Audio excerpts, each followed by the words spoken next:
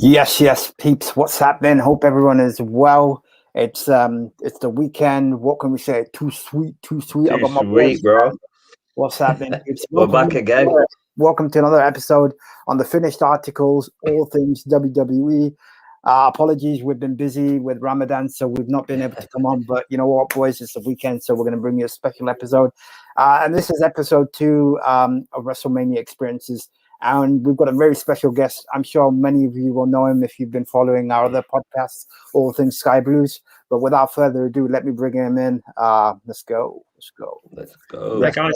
How's it going? You right? Yeah, You not right, too Rich? bad. How's it going, man? Yeah, I'm good, thanks. Good. So, Rich, tell us about your favorite WrestleMania experience. Talk us through it, mate. Yeah, well, purely because it was the WrestleMania I went to, WrestleMania 24 back in 2008 in Orlando, Florida. Yeah. Citrus Bowl. Nice. Yeah, it was. There has been better WrestleManias than this one, but because I was there to experience it, it was the one where the main talking point was Shawn Michaels ending Ric Flair's career. Yeah. Which I think the stipulation was if Flair lost, he had to retire. And Shawn Michaels, obviously, both wrestlers were faces, so it was quite funny being in that crowd because being a Shawn Michaels fan, I was there with my D-Generation X T-shirt, and the lads I was with were the same, cheering for Shawn Michaels. The majority of the fans around us were wanting Flair to win. So they actually get quite passionate, the American fans, and it didn't go down too well that we were cheering for Shawn Michaels, even though he was a face as well. No, it was an interesting fight. I think myself and Chaz watched it together, I believe. Yeah, I think is that the one that we watched at my house? Yeah, we watched it. I thought so. We got pizza. We watched it. I was like, I want Ric Flair to win. But Chaz like, no, this is WWE, mate. This is not going to happen like that. Well, my logic was Flair's a legend, but he had to retire sooner or later. And what better way to retire than the grandest stage of them all? Yeah, no, that's definitely right, man. Right, No, it was a very emotional match for a lot of people. That because obviously Ric Flair's Ric Flair, innit? What more can you say about Ric Flair? He's just one of the top guys. No, for him to retire on that night. I was at Raw the following night as well for his when they had gave him the retirement. Oh wow! And Undertaker and Vince McMahon came out at the end. They didn't show that on television. After show, the after show part, yeah. So, Rich, talk us your experience. I mean, how much were the tickets? How did you organize the whole thing? And because myself and Chaz have never been, so it'd be interesting to know how that went down. It was actually, I've got to give my mate JP, who I'm sure he'll watch this podcast. I've got to give him a bit of credit because I was just one Sunday afternoon. I went and met him, and he just casually says to me, "Do you want to go to WrestleMania?" And I'd never been to America before. At the time, I just thought it was all talk. Didn't actually think it would go ahead, but I was like, yeah, I'd be up for that. Nice. And the next thing, he's messaging me about flights, and he went online and got the tickets. I think they were pretty expensive, but it was all worth it. Yeah, worth the experience. Nah, sounds like a really good experience. Is this the card where they had? I think it might have been the first Money in the Bank ladder match as well. There was a Money in the Bank ladder match. It wasn't the first one. But was it not the first one? CM Punk won. Yeah, that's the one. Yeah. And Floyd Mayweather was there as well. Had his match with the Big Show. Yeah, Rich. What did you make? What did you make of that? That match, to be fair, you were there. You witnessed that. What was it like? No, I've got a few of my mates are big boxing fans, and it's fun to be able to say to them, "I've seen a live Floyd Mayweather fight, even if it's wrestling." Nice, man. Nice. Yeah, and I think most of the crowd were actually against Mayweather. I think in the storyline wasn't he the face going into it, but he ended up changing. He ended up being the heel. I think so. Just because of the way he was reacting and stuff. He was defending Rey Mysterio, and Big Show then decided to take it upon himself to call him out. Biggest mismatch I've ever seen, if there ever was one. But am I right in saying that Floyd Mayweather actually won that match? Yes. That's crazy. All his team got involved. That's crazy, man. All his cornermen got involved, and Yeah. it took about 6 of them to beat the Big Show. Wow. And then, I mean, that match had Undertaker versus Edge as well, didn't it? For I think it was Streak versus Streak at that point. Yeah, that was a main event.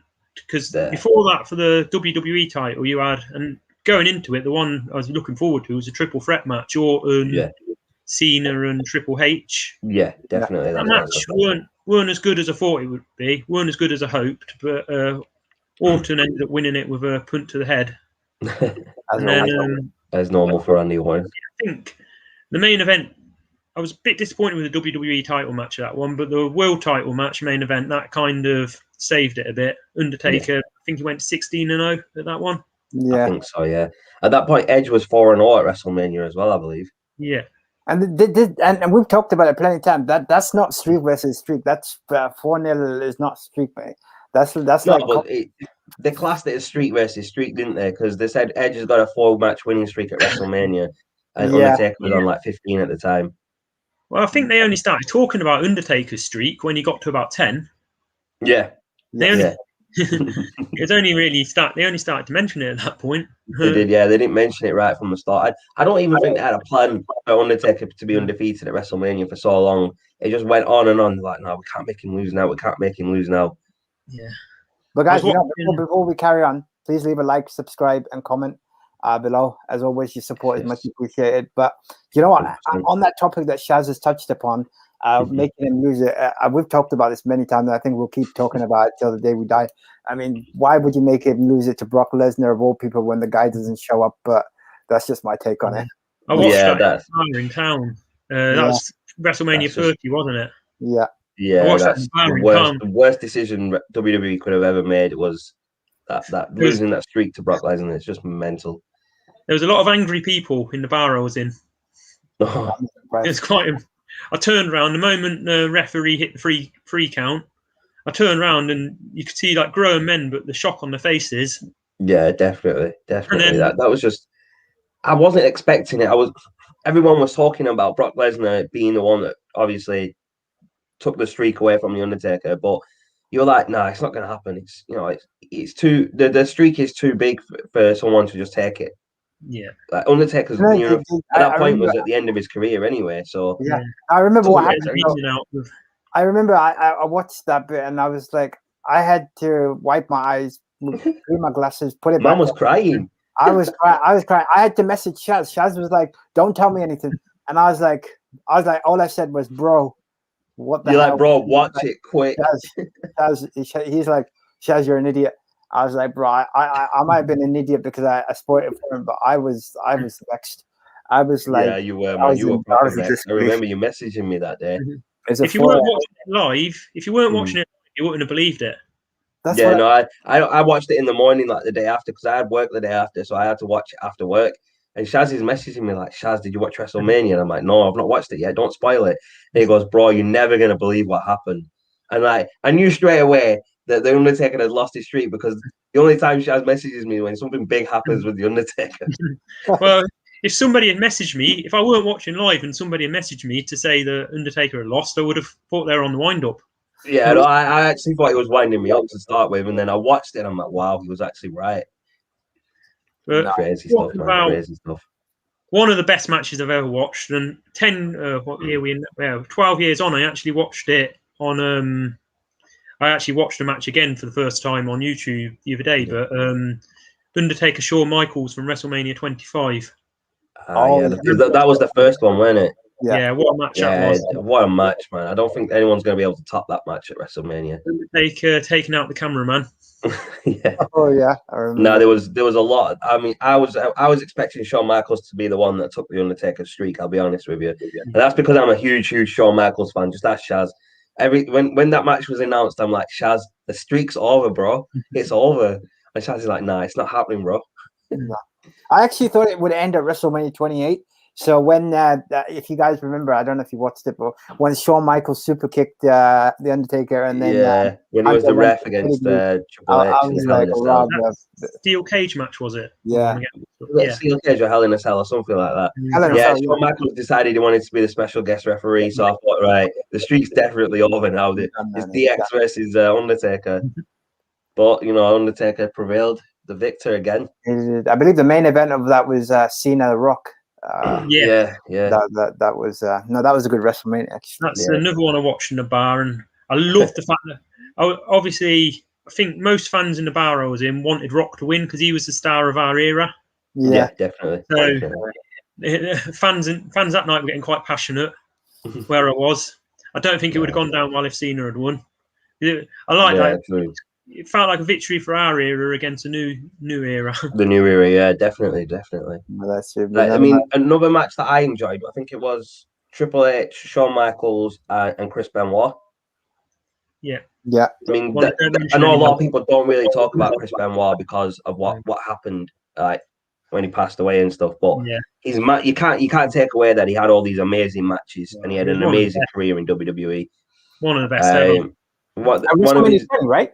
WrestleMania 20. I think it was WrestleMania 20, around WrestleMania. They had it twice. I think one was at WrestleMania 20 and another one. Eddie Guerrero fight for the World Championship that WrestleMania. Yeah. So Eddie Guerrero and Chris Benoit both won the titles on the same night, and then at the end of the show, they were both in the ring hugging it out together. They were best friends, weren't they? So that was one of the best moments I've seen at WrestleMania. Two friends winning the title, and then celebrating together at the end of the show. That was just brilliant. Yeah. Obviously, we know what Benoit did, but the way WWE just make out the bout went missing in that period. It's like WrestleMania 24. They don't even talk about him. It's like the guy didn't even exist to them. I've got the program from WrestleMania 24 where there's featuring it where they're talking about all the WrestleManias, and for WrestleMania 20, they've just put the bout was won in a triple threat match. That's just mad. They can't celebrate the man because of what he did, but pretending he didn't exist, that's yeah, I mean, that's just taking it too far. Fair enough, they don't want to celebrate him and stuff, which is fair enough because of what he did. But you can't just erase the guy from history. He was a world champion. He was part of some of the bigger storylines. He was part of a lot, man, before he obviously did what he did. Just mad to just do that to someone who's. The tag team match where Triple H got injured, that was not just for Benoit, but that was for Jericho and Triple H and Austin, that was a memorable match. And then they just cancel it out and just erase it from history. It's mad, isn't it? Very harsh on them three. They've erased him from literally the whole of the WWE network. You can't get anything Chris Benoit. Like all WWE's website, nothing about Chris Benoit, nothing at all. It's just all been deleted, man. It's like that's just crazy. Thank goodness. Mad. No, I agree. But you know what, Rich? Thank you very much for coming on and sharing your memories. It's all right. I enjoyed it. Yeah, wicked, man. Wicked. We'll definitely be doing more podcasts on wrestling. So if there's anything you want us to cover next time, or definitely share out with anyone else that you know is interested. But as always, guys, it's been a pleasure. And until next time, peace out. Okay. See ya. See you later, man. Yeah.